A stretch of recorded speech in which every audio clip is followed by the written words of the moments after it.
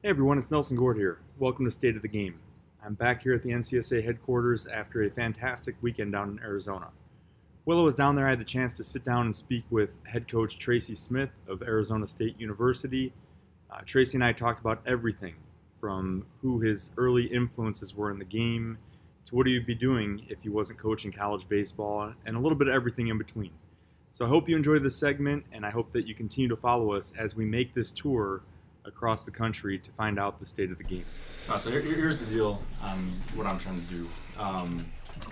Like I was telling these guys, coach college ball, played professionally, head high school coach, run a travel program, speak about recruiting, and to be honest, everything's just fluff now, right? All the parents, all the players, they get the wool pulled over their eyes. They want to believe that this is the be-all, end-all when it comes to college baseball. But the thing that's lost in all of it is the person behind, the coach or behind the program. And they pass up a lot of great opportunities, Division III level, JUCOs, whatever, because they become obsessed with all the wrong things. So I'm going around state by state. In every state, I'm going to interview a high school coach, a D1 coach, and a JUCO or D3, something like that. Give a little bit more insight, talk about the different opportunities, and just dig into the coaches, not about what goes on out there, but what kind of got you into the game and who your influences were. So that's the background on it. So, let me ask you a question before. So, what's your motivation in doing that? Just educating families, and just putting content out there, and kind of pulling back the veil on everything and saying, let's get back to basics here. It's about relationships, and that's got to be at the forefront of every decision that we make. And so this is like a side project that I'm working on, and that's what I'm passionate about. Yeah, helping people. For sure. All right, you ask me anything, I'll answer as openly and honestly as I can. Yeah. So I guess just to start out, along those lines, coming small town Indiana, obviously a lot of stops along the way. Who were your biggest coaching influences, and who inspired you kind of down this path? Well, one of the coaching people, I had this old Little League coach, a guy named Tater Blankenship. He's no longer with us, but you talk about old school and just good baseball principles. I cringe sometimes when I see, and I know I sound like the old guy now. That's back in my day, but I look at what we used to do with this gentleman Tater Blankenship and the fundamentals and the accountability and the whatever at that age. You don't see a lot of that now. It's more about, hey, let's all, and so I appreciated where he was coming from, and he had an impactful. Even years later, I would think I would draw back to these experiences with Tater Blankenship. I was very fortunate to have a good college coach and a guy named Denny Stitz who, played college ball, got it, actually was head coach at St. Joe for a while there in Northwest Indiana. And just from a philosophical standpoint in terms of who I am and what I do, it's funny. The guy that was very impactful for me was my first coaching job was in basketball, college basketball. I was an assistant coach for a guy named Jim Sliger, and kind of his demeanor and how he deals with things. A lot of his sayings have stuck with me over the years. Brad Mills, when I played professionally, is more as my tactical stuff. But who I am as a person was rooted in exactly what you said. Was my barber shop, haircutting father and mother who worked hard, and we just I remember going off college first time, someone not waving when you wave to them. Oh, what's this? The small town upbringing. And I've said that. I said I'm just a small town guy who happens to be at a really, really cool place to coach baseball, but I'm not going to change who I am to the core through my parents and father-in-law, all that, who had a great influence on me. So long answer to your question, but I'm just a small town guy who's kind of been pretty fortunate and does not fall lightly on me. Absolutely. And you said that your first coaching job was in hoops, and obviously between your sons, yourself, everything else, playing multiple sports was a big part of that. How impactful do you think that was on your philosophies now and your transition into full-time baseball? No, I say all the time, I'm a big advocate of multi-sport athletes. Huge. And going back to the day you used to play 3 sports and whatever, now it's just protocol. The reason that I like that, though, is because the piece that we have to adjust to mostly, and this is advice I would give to any of your parents or folks that are listening to you, is the part that, like, it's easy to go out and see a good baseball player but what you cannot do, we wish we could, is we can't really determine how a kid's going to do when he's in an environment where players are as good or better than he is. So what's that element? What's that factor? Well, it's about the competition piece. So I've always seen that, and I'll get guys, they'll commit to us or they'll sign with us and be like, hey, coach, guess what? I just quit basketball. And I'm like, don't do that, because there's value in standing on that free throw line with no time left on the clock and trying, in a tie score and trying to win the game, as opposed to, in my opinion, 30 more swings off of a tee with your hitting instructor with nothing on the line. Because when you get out here and you play in this venue, in this facility right here, or any for that matter, competitively, competition. Yep. It's being able to handle yourself, and you can gain that through other sports, not just baseball, right? I mean, you think you've coached, absolutely, man. You can't explain some guy's success, and it always comes down to is that dude's just a competitive son of a gun. Yep. Doesn't have the greatest technique, but in today, man, we deal with so many kids. We have a running coach, a hitting coach, a pitching coach. Hell, they probably have a sleeping coach. Going to bathroom coach, so being able to just get guys that get back to the fundamental of competing. Yep, and I say all the time to the parents and the coaches and the players and everything that I work with. I played basketball, played football, played baseball growing up, and to be honest, I was horrible at hoops. I mean, look at me. I wasn't. I was really no. I wasn't blessed with that in a lot of dominating. Ways. Mark Cuban right there. That's pretty awesome. Yeah, that was funny. I sent that tweet out and I said, "Some are meant to lead, some are meant to follow." But I love multi-sports are key. Yeah, and it teaches you too, like how to have that different dynamic, like being the last person on the bench, being somewhere in between, and then being a leader, by your performance. So yeah, multi-sport. I would agree with you on that. One thing about Arizona, obviously, this is arguably the most storied college baseball program in history. But the unique thing is I see parents all the time, like for the tournaments that are happening this weekend. I want to go out to Arizona because, it's a better opportunity to play college baseball. What they fail to realize is that there's more, Division I's in Ohio and Indiana. There's 20 of them collectively than there are total college baseball programs here in Arizona. Mm-hmm. Right? So moving from those two different areas into this environment, what do you think the biggest differences are with the players and the families that you encounter compared to where you came from? Well, I mean, because of whether you are geographically, there is this being able to do this sport longer or for a greater period of time. But I say this to people all over the place. There's a place for every, and I mean this, every kid to play post high school. Your challenge as a parent is to take a step back and let those professionals, those who've done it, to give you an unbiased interpretation or evaluation of your son, in our case in baseball, of where you should be. If I always ask kids, what does baseball mean in your college experience? If it's I could take it or leave it, well then you probably lean more towards the school or the academic piece that you want to fit into. But if a kid says, I will be miserable if I'm not playing baseball in college, well, now that's taken this whole group of institutions and universities and has taken it now and put it down to a list like this.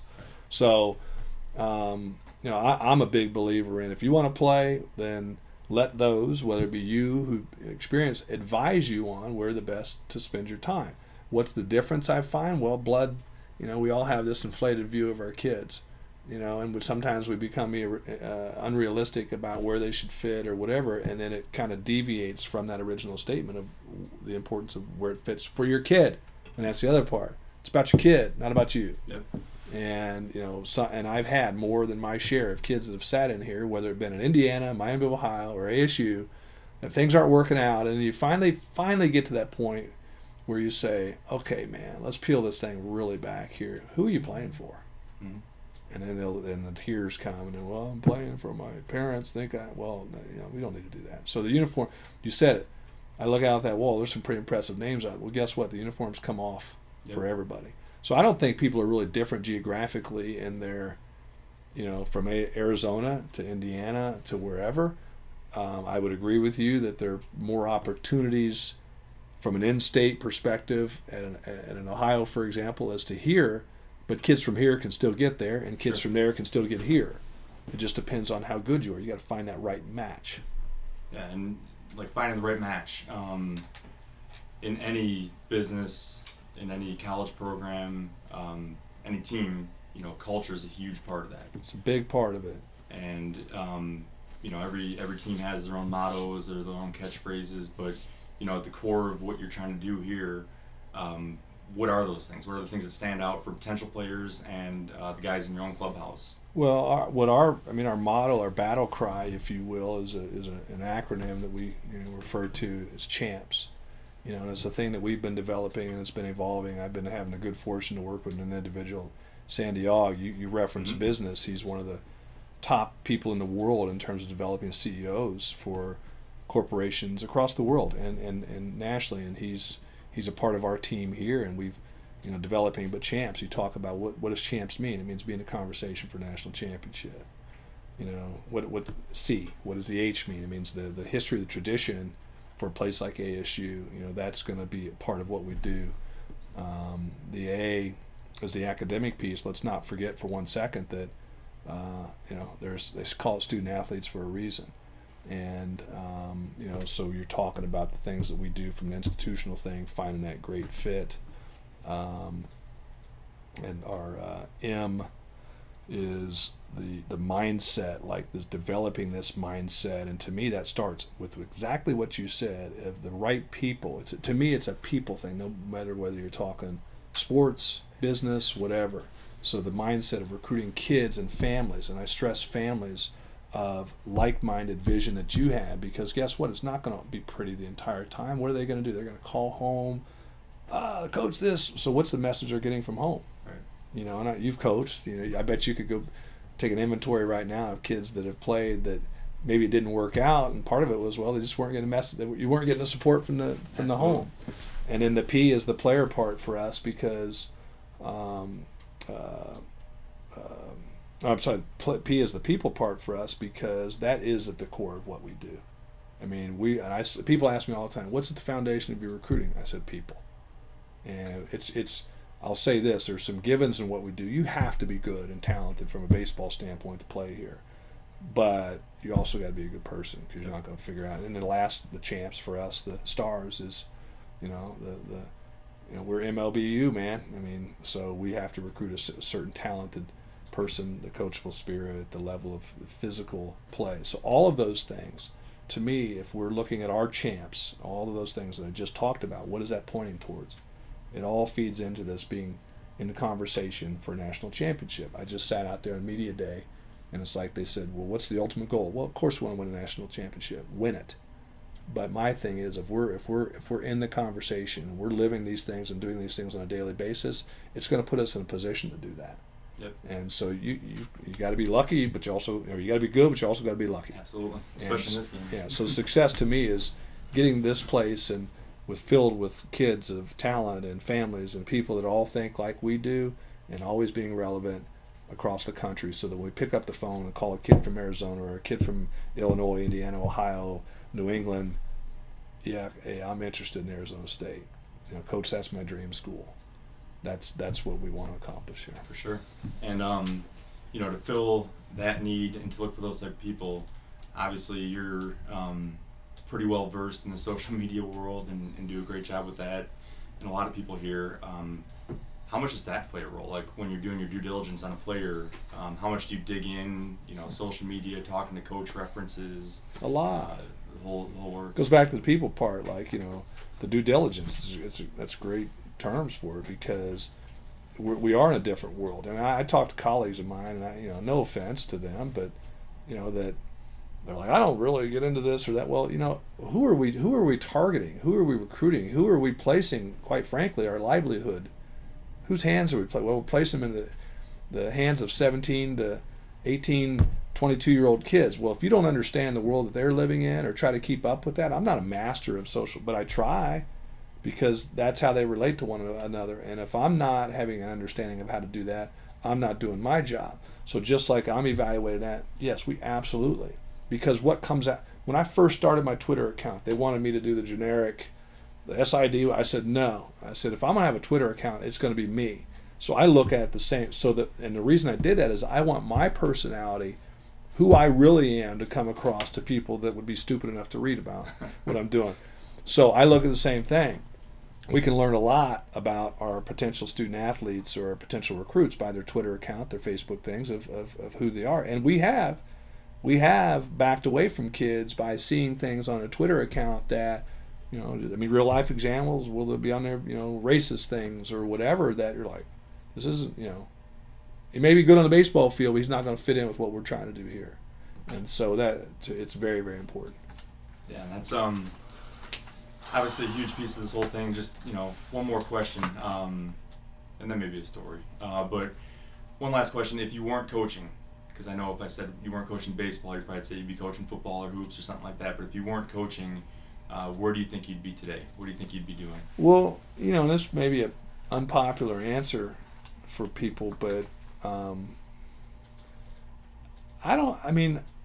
love building. Like, I love the challenge of constructing. And so I was asked today, what are your greatest coaching? But I'm like, you know, I like business stuff. Like, I love, because I see the similarities. So I don't define myself as just a coach, you know, and so I don't know that I would be coaching necessarily. What I would like to be doing is taking a challenging situation and constructing that and building that with real life pieces. For me, it's the players every day, but for the CEO of Hilton, it's his employees and turning that thing around. So I would see myself doing something much like using the same strategies, technique, people skills, relationship building, consensus building, making tough decisions, all of those factors, but applying it in any domain for me, you know. And so, you know, I love coaching, don't get me wrong, but I see myself as more than just a coach.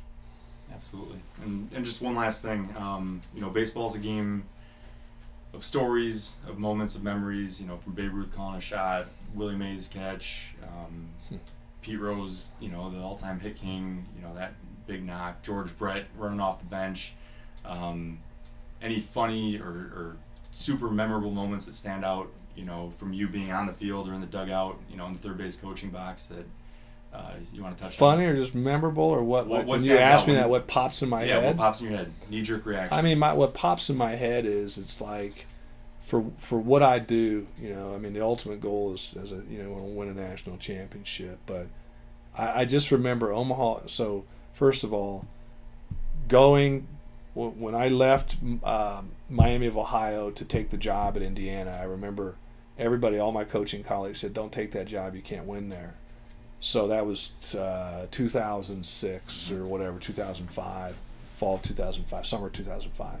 Now fast forward, summer, early June of 2013, Father's Day weekend, popping the gates open in Omaha, Nebraska, and leading your Indiana team, to which everybody said you can't win there, on, for me, and this is why it's more significant than just that, Father's Day weekend with your son as a very successful contributing member of your team, your other sons there, and your father walking out on that field.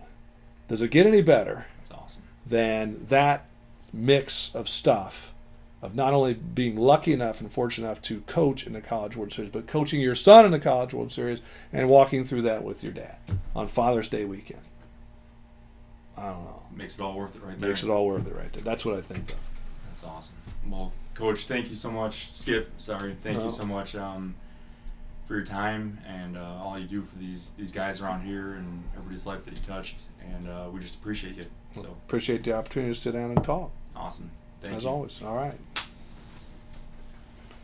How are your triceps and deltoids right now? I'm going to Traps.